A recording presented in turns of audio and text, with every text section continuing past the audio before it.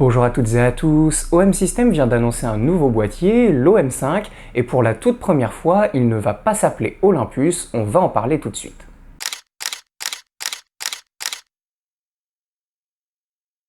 L'OM5, comme on vient de vous le dire, c'est le premier boîtier qui ne portera pas l'appellation Olympus sorti par OM System, puisque juste avant, ils avaient sorti déjà un premier boîtier, mais dont ils avaient laissé le nom Olympus dessus, pour faire le lien entre la division photo d'Olympus qui a toujours porté le nom Olympus jusqu'ici et qui maintenant a été racheté et est renommé OM System. C'était déjà le cas par exemple sur l'objectif 20 mm f1.4 que l'on vous avait déjà présenté sur la chaîne. Ce nouveau boîtier, il vient donc remplacer le M5 Mark III puisqu'il se place entre l'OM1 et le M10 Mark III. Et pour commencer, on retrouve à l'intérieur un capteur micro 4 tiers de 20 mégapixels. C'est ce à quoi on est habitué depuis très longtemps sur les boîtiers micro 4 tiers. À ce niveau-là, pas de changement. L'évolution se fait au niveau du processeur puisque l'on passe sur le processeur TruePic iX. Ça va à la fois servir pour la rapidité de la mise au point, puisque sur ce point il y a plusieurs nouveautés dont on va vous parler juste après, et ça va également servir à traiter la rafale de 10 images par seconde du boîtier en photo RAW. Rafale à laquelle vient s'ajouter un mode pré-rafale disponible dans le boîtier, donc pour les photographes animaliers, c'est vraiment l'idéal. Si vous ne savez pas ce que c'est, on vous ramène à une vieille vidéo qu'on a déjà fait sur le sujet.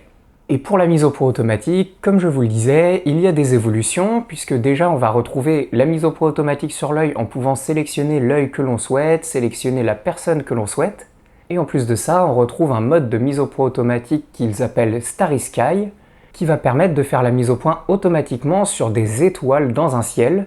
Donc pour toutes les personnes qui font de l'astrophotographie, ça va permettre de faire des photos sans être obligé d'utiliser l'hyperfocale, et ce sera beaucoup plus facile du coup quand vous voudrez travailler par exemple à des grandes ouvertures. Le boîtier fait seulement 366 grammes, donc c'est vraiment très léger. Pour tous les photographes qui se baladent beaucoup, ce sera probablement un point que vous apprécierez. Et on retrouve ce qui fait la force d'OM System dans ce boîtier, puisqu'on a à la fois une stabilisation qui va jusqu'à 7,5 diaph lorsqu'on l'utilise avec une optique compatible, donc stabilisée, ou alors à 6,5 diaph lorsqu'on l'utilise sans optique stabilisée avec n'importe quelle optique standard, ce qui est déjà assez intéressant, 6,5 diaph honnêtement, donc passer à 7,5 c'est assez impressionnant sur ce niveau de gamme là.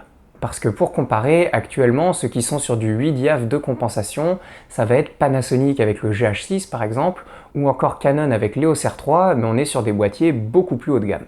Et en plus de la stabilisation, un autre point que l'on retrouve très souvent chez OM System, c'est la tropicalisation du boîtier. Il est certifié IP53, donc on a une très bonne tropicalisation, comme on a souvent l'habitude. On vous en a déjà parlé quand on a parlé d'OM System. Lorsqu'ils font des démonstrations sur les salons, assez souvent la marque fait tomber des trompes d'eau sur le boîtier pour montrer qu'effectivement il résiste complètement à l'eau et également aux poussières, etc. Maintenant, évidemment, on ne vous invite pas à tester les limites du boîtier, c'est simplement bon à savoir si à certains moments il y a des situations compliquées à gérer. Et puis pour la photo, on retrouve également les filtres ND électroniques d'intégrer. Ça va vous permettre d'utiliser des filtres ND sans avoir besoin d'en visser sur l'objectif.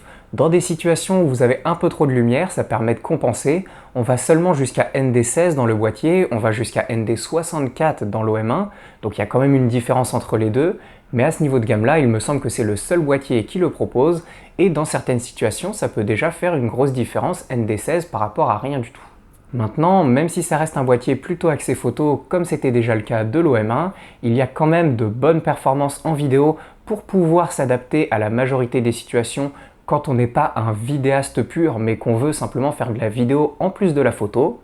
On va notamment retrouver de la 4K Ultra HD et de la 4K DCI, donc au ratio 17/9, la vraie 4K. On va retrouver de la 1080p jusqu'à 120 images par seconde. Dans ce niveau de gamme-là, on y est habitué, c'est tout à fait standard. Et puis on retrouve du log à l'intérieur du boîtier. Attention, on n'est qu'en 8 bits, donc ça risque de poser quelques petits soucis si vous étalonnez bien votre log. Donc comme on vous l'a dit, c'est pas un boîtier qui est fait pour les vidéastes purs, mais en complément, ça permet de bonnes options. Surtout que la marque a rajouté une détection du format vertical en vidéo. Lorsque vous filmez au format vertical, que vous renversez l'appareil, et bien à ce moment-là, vos fichiers seront automatiquement renversés à la verticale. Donc quand vous voudrez directement les transférer pour publier sur les réseaux sociaux, comme Instagram, TikTok, etc., à ce moment-là, ce sera automatiquement dans le bon sens, pas de manipulation à faire, pas de montage, et donc ça fait gagner beaucoup de temps.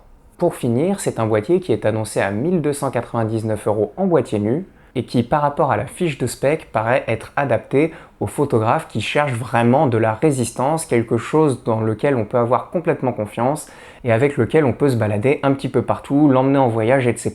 sans souci, obtenir de beaux résultats tout en étant confiant que l'appareil restera fiable, peu importe les situations rencontrées. Maintenant, pour savoir ce que vaut réellement la stabilisation, la mise au point automatique, etc., il faudra évidemment qu'on teste le boîtier.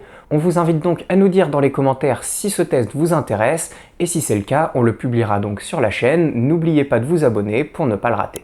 Bonne journée à toutes et à tous!